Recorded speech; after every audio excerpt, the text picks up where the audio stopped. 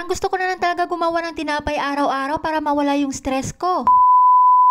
Another day, another mini vlog. Kung na nga mabilang yung araw mga mare kung kailan nga ako huli nag-upload ng Bento Baon. Kasi kapag nag-upload ako sa Reels mga mare ay tinatamad din ako. Ang sala sa lamig, sala sa init din yung utak ko mga mare.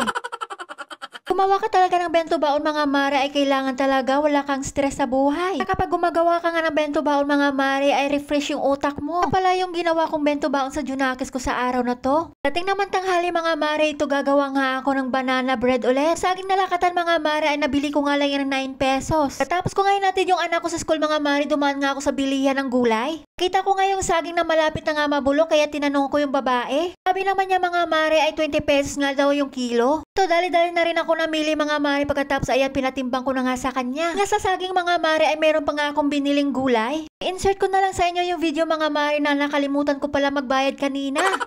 At naalala ko na lang mga mare na nakarating na nga ako dito sa bahay at kompleto pa nga yung perang bit-bit ko. Sabi ko sa sarili ko mga mare ay mamaya ko na lang balikan at magbayad pagkatapos ko nga sunduin yung Junakis ko. Dito na nga ako sa ginagawa kong tinapay. Anyways, balik na nga ako dito sa aking ginagawa. Ilalagay ko na lang sa screen yung mga nilagay ko dyan mga sangkap. Itong ginagawa ko mga mare, hindi nga ako naglagay ng gatas at itlog. Maging ubi nga siya mga mare ay gumamit lang ako dyan ng kondensada na ubi flavor. Pang nakaraang araw mga mare yung natirang kondensada kaya ayan nilagay ko na nga dito sa aking ginawa ngayon. Nang hindi ko naligyan ng gatas mga mare at itlog ayan masyado nga siyang malapot. Mga oras na ngayon mga mare naglagay pa nga ako ng kondensada. Nalo ko nga lang to ng mabuti mga mare para wala makita mga harina pa. Naman kailangan natin na overmix to mga mare baka mamaya papangit yung ating pagkaluto ng tinapay. Totoo lang mga mare, hindi naman talaga ako expert sa paggawa ng mga ganitong klaseng pagkain. Ano lang kasi yung pumapasok sa isip ko mga mare, yun na lang talaga yung ginagawa ko. Minsan nanonood din ako ng mga tutorial sa paggawa ng mga ganitong klaseng tinapay. So, isang gusto kong matutunan sa paggawa ng tinapay mga mare yung Spanish bread. Dahil yun talaga yung paborito kong tinapay sa lahat ng bakery. Kalahating cup ng harina mga mare, nakagawa nga ako ng 6 na piraso. Dahil nga meron akong cheese dito mga mare, ayan nilagyan ko na nga dun sa gitna. Bago naglagay na rin ako dito sa pan-toppings. Nakalipas nga ng 20 minutes mga mare, ayan naluto na nga sila at tinusok-tusok ko na ulit. Namigin ko lang to ng ilang minuto mga mare, pagkatapos ay tatanggalin na nga natin to sa muffin molder. Nga masyadong matingkad na pagkaubi niya ang mga mare dahil nga kondensada lang naman yung nilagay ko. Ang araw na nga ako naghanap ng food color sa Pure Gold mga mare, kaso nga lang ay wala nga ako makitang violet. At dahil nga perfect to sa kape mga mare, ayan nagtimpla na nga ako ng black coffee ko. Alam nyo sa totoo lang mga mare, simula na uminom nga ako ng black coffee, ayan na talaga yung hinahanap ng sikmura ko. Pa naman umiinom ng 4 na buwan ng black coffee at walang asukal. Taga naman masasanay talaga yung sikmura mo kahit walang asukal yan. Ito na nga, titikman ko na nga yung aking ginawang OB flavor. Hindi naman masyadong matamis yan mga mare dahil nga kondensada lang naman yung nilagay ko. Sa lasa naman niya mga mare ay tama at sakto lang. Pero sa pag-usapan na malambot mga mare ay nako, malambot pa nga ito sa puso mo.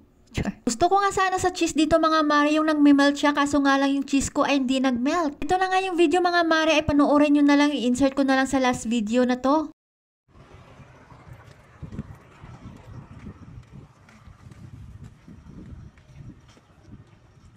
Ate, hindi pala ako kanina nakabayad.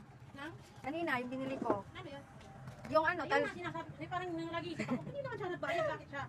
kasi binigay mo sa akin yung nakabalot na, sabi ko pag-isip ko, bayad na. Thank you po, sa inyong 65.